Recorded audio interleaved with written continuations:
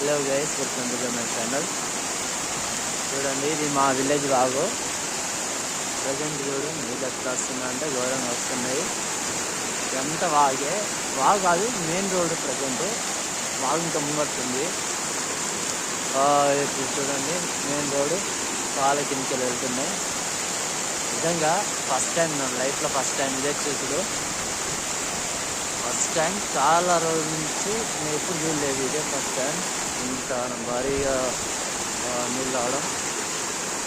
And ఇది ఎప్పుడో ఒకసారి నాకు చిన్న ఉన్నప్పుడు వచ్చిందంట, అంటే నేను పుట్టకముందు ఒక 30 years బ్యాక్.